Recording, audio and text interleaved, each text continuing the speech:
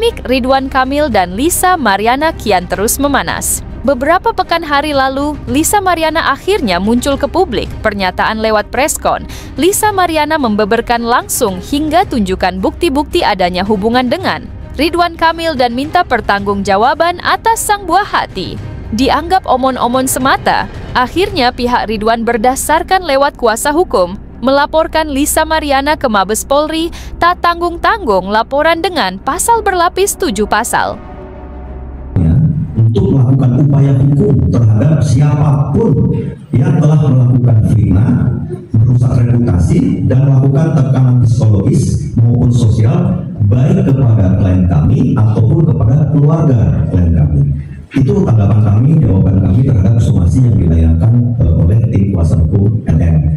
Kemudian atas dasar tersebut kami juga sudah berkoordinasi dan juga sudah melakukan diskusi bahwa Bapak Ridwan Kamil akhirnya setuju dan sepakat untuk menempuh upaya hukum. Dalam hal ini kami terus terang dengan Bapak Ridwan Kamil telah melakukan membuat laporan polisi dan pengaduan ke Mabes Polri, yaitu kami telah membuat laporan atas dugaan melakukan tindak pidana sebagaimana diatur dalam pasal 51 ayat 1 junto pasal 35 dan atau pasal 48 ayat 1 dan 2 junto pasal 32 ayat 1 dan 2 dan atau pasal 45 ayat 4 junto pasal 27A Undang-Undang Nomor 1 Tahun 2004 tentang transaksi dan elektronik ITE, informasi dan transaksi elektronik ITE, yang terjadi sejak bulan Maret 2025 terhadap seseorang yang secara melawan hukum dengan sengaja menyebarkan tuduhan atau klaim secara sepihak tanpa bukti hukum ke publik dan adanya pencemaran nama baik.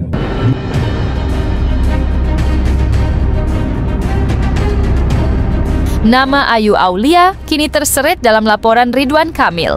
Ayu Aulia pun penuhi panggilan Mabes Polri guna dimintai keterangannya dan sebagai saksi dalam perkara tersebut. Lantas, beginilah pernyataan Herdianto selaku kuasa hukum dari Ayu Aulia atas pemeriksaan kliennya di Mabes Polri.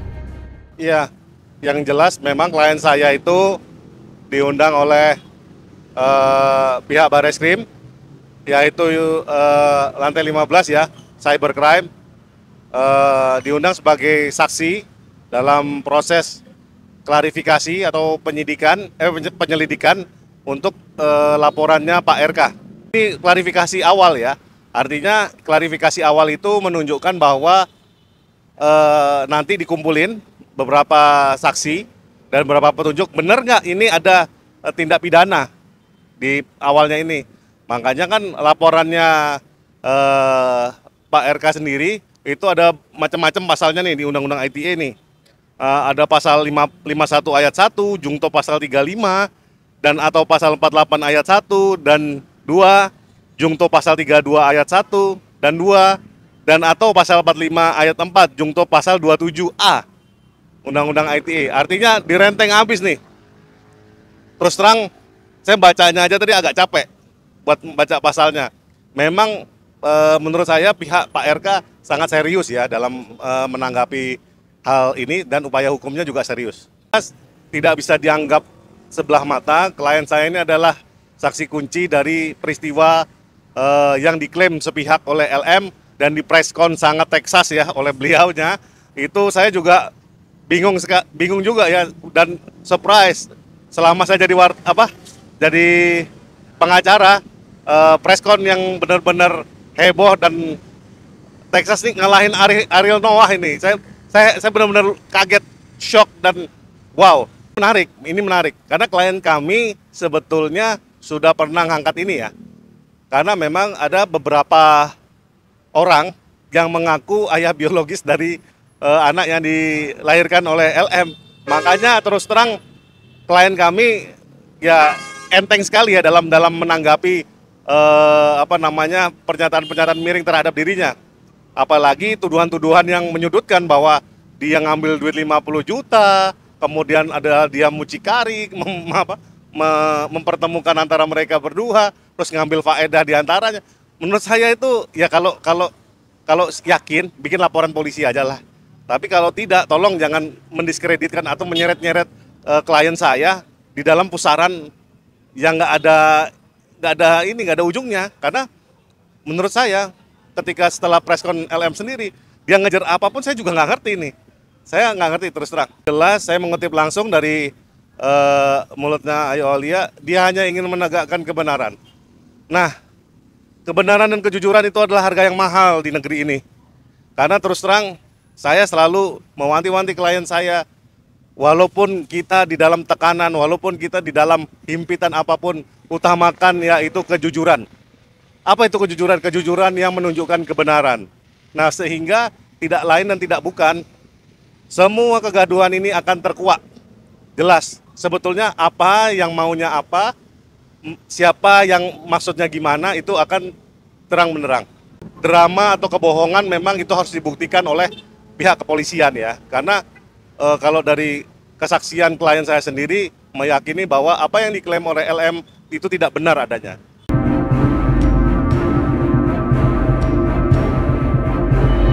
Lisa Mariana, di mana sebelumnya meminta pertanggungjawaban terhadap Ridwan Kamil, sontak belum lama ini muncul pria lain berinisial R dengan mengaku bahwa anak tersebut adalah anak biologis dari dirinya. Lisa Mariana bahkan kabarnya pun juga meminta sejumlah uang terhadap pria inisial R untuk bertanggung jawab. Dalam peristiwa ini, muncul teka-teki di mata masyarakat. Siapakah ayah sesungguhnya dari anak Lisa Mariana tersebut? Dan apakah Lisa Mariana pula juga terjerat dalam Undang-Undang Perlindungan Anak, di mana Lisa meminta sejumlah uang untuk biaya nafkah? Lantas, seperti apakah para praktisi hukum dalam tanggapannya terhadap perkara ini, kini menjadi kisruh di tengah masyarakat.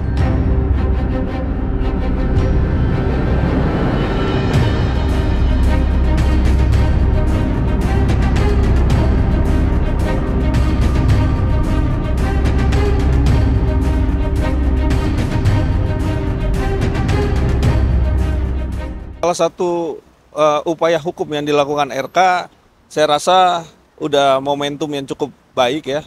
Artinya saya sangat apresiasi juga ya. Karena apa? Karena dengan munculnya ya ayah dari biologis muncul mengaku sebagai ayah biologis daripada anaknya LM ini membuka suatu perkara ini semakin jelas ya. Ya kalau nanti dibuktikan ya, dua-duanya diminta pertanggungjawaban ya, dipertanggungjawabkan antara RK dan R ya, dugaan ini, dua-duanya ini akan dilihat nih. Apabila nanti ternyata dua-duanya juga ya bukan anaknya atau bukan ayah daripada biologis, tentunya ini berat sekali untuk si LM ini juga. Terbukti ya bahwa Ridwan Kamil ya berhubungan dengan Lisa dan kemudian anak yang dilahirkan oleh Lisa adalah anaknya Ridwan Kamil berdasarkan hasil tes DNA, maka Lisa bisa menggugat Ridwan Kamil atau mengajukan ke pengadilan agar diputuskan ada hubungan keperdataan antara anak yang dilahirkan oleh Lisa dengan Ridwan Kamil, sehingga kalau sudah ada hubungan keperdataan dengan ayah biologisnya yaitu Ridwan Kamil, maka Ridwan Kamil harus bertanggung jawab seandainya terbukti melakukan persetubuhan. Pertama dari sisi pidana. Dari sisi pidana itu tidak bisa. Karena pakai undang-undang apa? Siapa yang melaporkan? Lisa melaporkan Ridwan Kamil tidak bisa karena bukan pemerkosaan. Undang-undang TPKS juga tidak bisa karena undang-undang TPKS terbit 2022, sementara kejadian berdasarkan pengakuan Lisa tahun 2021. Jadi dari sisi pidana Ridwan Kamil tidak bisa diproses. Dari sisi administrasi ya pemerintahan ya Ridwan Kamil bisa saja dilakukan sanksi kalau masih menjabat. Yang diberikan kepada Lisa ternyata duit APBD, kan harus dibuktikan dulu tuh bagaimana cara membuktikan uang yang diberikan kepada Lisa ternyata uang APBD, bagaimana cara membuktikannya. Kalau memang terbukti, nah sekarang APBD-nya itu nanti ada minus tidak, ada temuan nggak kan dalam laporan APBD-nya, APBD provinsinya itu. Kalau ada temuan kemana dan harus ada saksi, ke Lisa misalnya kan, harus ada bukti ke Lisa, ada transfer misalnya kan itu. Nah kan sulit ya untuk mengetahui atau untuk mencari ya barang bukti bahwa uang yang ke Lisa itu uang dari APBD, kan sulit. Itu. Jadi menurut saya sih terlalu jauh, sulit untuk menganalisa ke sana ya. Nah kita bisa lihat nih Sekarang aja udah 2 orang kan yang satu dituduh, yang satu mengakui, ya. Mr. R mengakui bahwa itu ayah biologisnya. Nah, sekarang seperti apa ya bentuk kepastian hukumnya? Kepastian hukumnya ini sangat amat simpel harusnya, karena tidak bisa dilihat dari pengakuan saja, tapi bagaimana identik atau gen daripada identiknya LM terhadap RK atau terhadap R ini. Bagaimana? Kalau memang ya ternyata itu adalah benar anaknya R, maka dugaan kuat kepada nama baik RK harus dipulihkan dan proses hukum harus ditegakkan. Artinya harus dijalankan. Karena apa? Karena ini mencemarkan nama baik RK. Ya, segala sesuatu perkembangan daripada bentuk pemberitaan yang sekarang ini sedang marak ya. Tentunya ini kan harus ada yang namanya pembuktian secara komprehensif, dibuktikan secara faktual, tidak katanya atau mungkin mengaku-ngaku. Semua balik lagi nih, fakta yuridis, di mana bukti-bukti cukup, yang kuat, ya sama-sama menguatkan. Kalau ada yang mengaku juga, ya silakan aja. Nah ini juga jadi membingungkan kan? Apa yang menjadi pokok daripada masalah sekarang ini menjadi blunder, ataupun ada yang ngaku-ngaku lagi dan sekarang ini dibuktikan. Nah ini juga harus dipertanyakan, sepertinya ada apa nih? Ya artinya kalau ini nanti pembuktian terbalik, terus akhirnya juga ditemukan lah ayah biologis yang ternyata ayah biologisnya bukan RK, maka ya di sini ada konsekuensi hukumannya, karena di situ ada pentransferan uang, pemindahan uang, ya. Di situ juga ada yang namanya permintaan ya kan, pasti dong. Kalau yang orang ditransfer pasti ada permintaan chat atau bentuk bukti-bukti petunjuk yang menyampaikan bahwa dia harus transfer ke sini, harus transfer ke sini. Nah itu kan bentuk daripada, apalagi ini udah mulai memberikan ancaman di situ, dibuktikan di situ. Itu jelas di situ masuk unsur-unsurnya. Kalau memang itu semua itu tidak bisa dibuktikan dan akhirnya pembuktian terbalik menjadi tidak sesuai, ini menjadi bumerang buat LM dan bahaya buat LM. Nah itulah, berhati-hatilah dan berbijaklah dalam segala sesuatu permasalahan yang harusnya bisa dibicarakan secara baik-baik, tetapi harus melalui jalan proses hukum. Nah kalau proses hukum artinya di sini ranah proses hukum ini harus ada gap yang namanya pembuktian, alat bukti yang cukup, ya, alat bukti yuridis yang cukup bisa dipertanggungjawabkan secara hukum. Itu kalau tidak ada maka jangan salah akan menjadi backfire, akan menerkam dirinya sendiri. Seandainya hasil tes DNA terhadap Ridwan Kamil ternyata ya tidak identik, tidak sama dengan anaknya Lisa, maka yang selama ini Lisa meminta pertanggungjawaban Ridwan Kamil sejak mengandung sampai lahiran, ya, dengan cara misalnya kalau tidak memberikan nafkah atau biaya, maka saya akan sebarkan ke publik. Misalnya ada kalimat-kalimat seperti itu.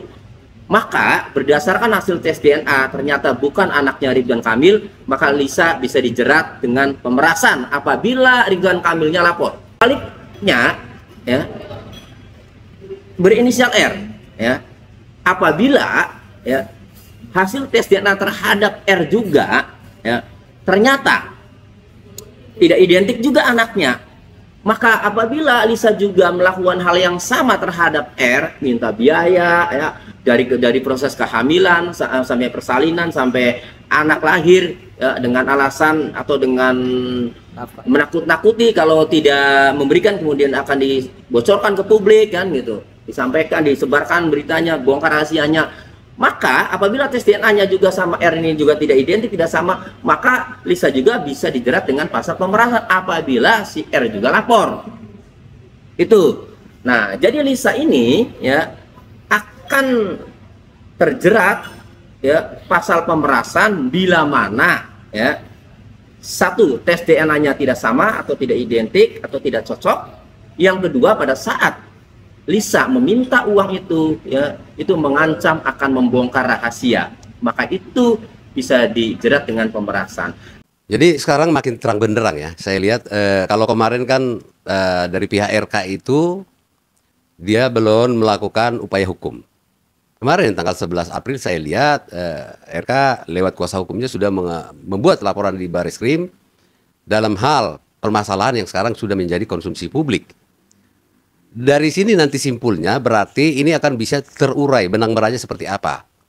Apakah benar tuduhan itu yang dilontarkan oleh LM itu dan itu sudah menjadi konsumsi publik, dan di tengah situasi kisru seperti ini ada debat bahwa ada bantahan-bantahan baik dari pihak RK maupun dari pihak LM itu, tiba-tiba di tengah jalan ada orang yang berinisial R itu mengaku bahwa dia juga anak biologisnya daripada orang tersebut. Dan itu saya kira teman-teman juga bisa lihat. Sudah viral juga. Nah ini kan menjadi apa ya? Sebenarnya seperti apa sih gitu loh? Apa sih yang ditarget dalam hal ini? Nanti pada akhirnya akan terbuka. Karena sudah buat laporan pasalnya sendiri, saya lihat itu ada 7 pasal.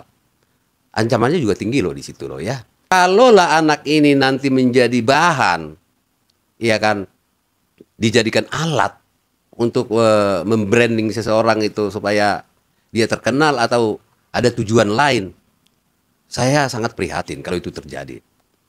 Karena anak-anak Indonesia itu kan secara konstitusi dijamin haknya harus dilindungi. Kenapa juga harus ada undang-undang pelindungan anak dan peradilannya juga berbeda daripada peradilan umum, sistem peradilan anak. Kenapa? Karena memang anak tersebut harus benar-benar diproteksi, jangan sampai ada nuansa eksploitasi. Eksploitasi itu macam-macam. Menjadikan anak tersebut alat untuk mencari keuntungan kah? Atau untuk mencari simpati orang, nggak boleh. Tapi kalau itu fakta, ya memang hak anak itu juga ibunya punya hak untuk memperjuangkan itu. Berpikir tentang hak anak. Itu maka saya bilang Anda coba tanya ke Komnas Perlindungan Anak Indonesia, coba deh turut deh bantu ini bagaimana supaya terang. Jangan sampai nanti anak ini menjadi alat eksploitasi. Itu yang saya khawatirkan. Yang tahu itu anak siapa adalah hanya ibunya yang tahu, temannya yang tahu, temannya dia berhubungan itu, dan Tuhan yang tahu. Anak itu tidak pernah salah. Jangankan yang resmi, di luar hubungan, di luar pernikahan, tetap dijamin hak hukumnya itu kok. Ini juga kita nggak mau menjadi bola liar terus, bahan-bahan gunjingan. Apalagi netizen Indonesia itu kan rame ya. Jadi tolonglah, itu yang saya maksud tadi. Terlepas daripada ini perbuatannya benar atau tidak, kita nggak masuk ke substansi itu. Saya lebih condong kepada hak-hak anak itu sendiri. Apalagi anak itu adalah lahir biasa, normal. Ya tentu saja masa depannya masih panjang. Ini jangan sampai menjadi bahan gitu loh. Itu saya khawatirkan itu. Munculnya orang-orang, pihak-pihak yang mengatakan, oh itu anak saya. Hah? Masa iya? Ayahnya 21 anak. Nah itu harus dibuktikan secara medis juga. Lakukan tes DNA, jangan nego lah.